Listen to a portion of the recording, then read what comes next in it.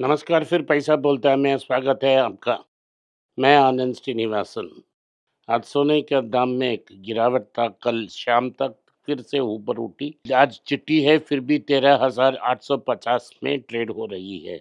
सोने के दाम 15,109 में है। सोने के दाम में लगातार गिरावट है। अगले 3 हफ्ते में भी नीचे जा सकती है, क्योंकि जब ईरान पे हमला होगा, क्रूड का दाम बढ़ेगा, और क्योंकि क्रूड का दाम बढ़ रही है, उसी समय डॉलर भी स्ट्रेंथन होगा और गोल्ड नीचे आएगा। चांदी का दाम 250, लेकिन फ्यूचर्स मार्केट में 2,32,000 ट्रेड हो रही है। चांदी का 1 केजी का प्राइस। डॉलर अभी ट्रेड नहीं हो रही है। फ्यूचर्स ब्रेंट 107 में है। आज सारी ग्लोबल मार्केट्स ऊपर हैं। वो निकी 1.29%, साउथ कोरियन कॉप्सी 2.79, US market 0.18, FTSE 0.60। Overall market बहुत अच्छी थी, लेकिन न्यूज़ तो बहुत बुरी है। ट्रंप ने ये कहा है कि युद्ध विराम नहीं होगा, युद्ध को इंटेंसिफाई करेंगे और हम ईरान को स्टोन एज वापस डालेंगे। ईरान ने कहा है कि वो 5,000 साल की जो सिविलाइजेशन है, उसे एरियल बॉम्बिंग से खत्म नहीं होगा। लोग एंटिसिपेट कर रहे हैं कि कारगिल आइलैंड पे अमेरिका रेड कर सकती है, लेकिन अगर ऐसा रेड हुआ तो बॉडी बैग्स वापस अमेरिका आने वाला शुरू कर देंगे। तो रुपी पे अगले 10 दिन के लिए ऊपर रहेगी, क्योंकि बैंक्स को फोर्स किया गया है कि उनका पोजीशन काटें। उसके बाद रुपी नीचे वापस आना शुरू हो जाएगी। जो फ्रेट रेट्स हैं, इधर से अमेरिका से प्लेटफॉर्म जा रही है, अमेरिका, यूरोप, गल्फ सभी जगह जा रही है। इन सारी की रेट्स 5 गुना ऊपर गई हैं, क्योंकि हॉर्मुज़ बंद हो गई है। सप्लाई चेन डिस्टरप्शंस हैं, हायर इंश्योरेंस प्रीमियम हो रही है, और रूट्स जो ले रहे हैं, ये लॉन्गर रूट्स हैं। ट्रंप ने थ्रेटन किया है कि ओरिजिनल ड्रग्स को जो जापान, यूरोप से बना रहे हैं, इसका कॉस्ट बहुत ज़्यादा है और यूएस में मैन्युफैक्चर नहीं हो रहा है। इन पर 100% की टैरिफ की बात की है। भारत में एलपीजी और लिक्विड नेचुरल गैस आ नहीं रहे हैं, 94% कम हुई हैं। इससे सारी जो इंडस्ट्रियल क्लस्टर्स हैं वो प्रेशर में हैं, और बहुत इंडस्ट्रियल एक्टिविटी गिर गई है। इंडिया की मैन्युफैक्चरिंग इंडेक्स 4 ईयर लो तक गिर गई है।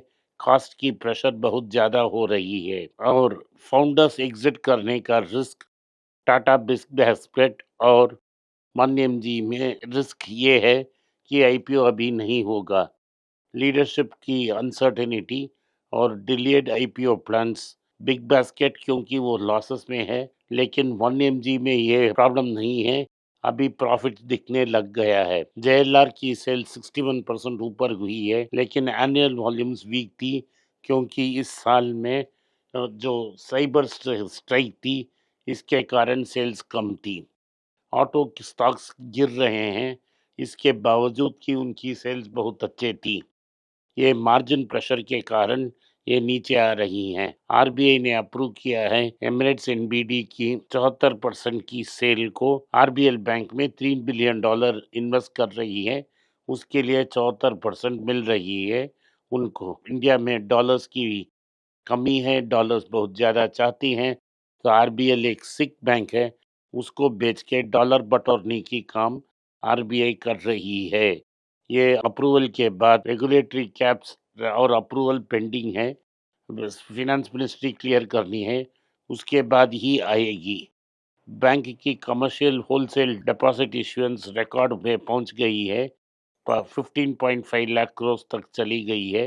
ये इसीलिए हो रही है कि क्रेडिट की डिमांड है, कंज्यूमर क्रेडिट, लेकिन लोग डिपॉजिट नहीं डाल रहे हैं, क्योंकि एक्चुअल इन्फ्लेशन बहुत ज़्यादा है और लोग डिपॉजिट्स में कोई रिटर्न नहीं मिल रहा है।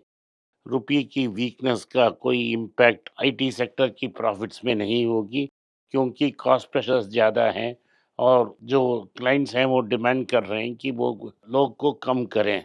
इसीलिए ये प्राइस फॉल के बावजूद कुछ मार्जिन्स की इम्प्रूवमेंट नहीं हो सकती है।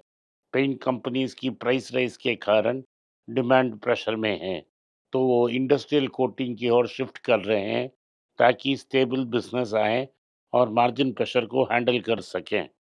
तो सेबी की जो प्रपोजल है वो ओपन मार्केट की बाईबैक में वापस आने की और लिक्विडिटी बूस्ट करने की। तो लिक्विडिटी को बूस्ट करने के लिए, मार्केट में लिक्विडिटी बूस्ट करने के लिए ओपन मार्केट बाईबैक की पॉइंट की। इसके पहले लोग शेयर्स को टेंडर करते थे और उसे कंपनी एक्सपेक्ट करती थी। अब ये कह रहे हैं कि ओपन मार्केट में आप खरीदें और स्टॉक्स को एक्सटिंग्विश करें। इसके पहले क्या करते थे कि कंपनी ओपन मार्केट से ज़्यादा की प्राइस में खरीदते थे और आपको शायद टेंडर करना था। एक प्री डिटरमिन्ड फ़ॉर्मूला से वो कंपनी को एक्सेप्ट करती थी। क्वालिटी वॉल्स को हिंदुस्तान यूनिलीवर से सेपरेट किया है। एक नया कंपनी फॉर्म हुआ है, उसका नाम है मैग्नम आइसक्रीम। उसने 62% स्टेक क्वालिटी वॉल्स में खरीद ली है। मार्केट एक्सपेंशन के बारे में बात कर रही है और इंडिया की अंडर पेनेट्रेटेड आइसक्रीम मार्केट को बढ़ावा देने की बात कर रही है। इंटरनेशनल मार्केट में जैसे ने बताया, यूनिलीवर ने फूड बिजनेस को एग्जिट किया है और मैकॉर्मिक के साथ जॉइंट वेंचर बन रही है। महिंद्रा की सेल्स सर्ज हो रही है। उनकी एसयूवी और ट्रैक्टर डिमांड जो मार्च में बढ़ गई है। तो महिंद्रा ने कहा है कि अपनी व्हीकल प्राइसेस को वो 2.5% इंक्रीज कर रही है क्योंकि कॉस्ट राइज हो रही हैं। वेणु श्रीनिवासन की टीवीएस ग्रुप ने पीजीआईएम इंडिया एएमसी को खरीद लिया है और एसेट मैनेजमेंट स्पेस में एंटर हो रहे हैं। वो अपने फैमिली के सुंदरम फाइनेंस की म्यूचुअल फंड आर्म से कड़ी टक्कर लेंगे और पीजीआईएम का भारत में 30,000 करोड़ का एसेट अंडर मैनेजमेंट है। आईडीएफसी फर्स्ट बैंक में चंडीगढ़ स्मार्ट सिटी को पकड़ लिया गया है, उनको अरेस्ट किया है।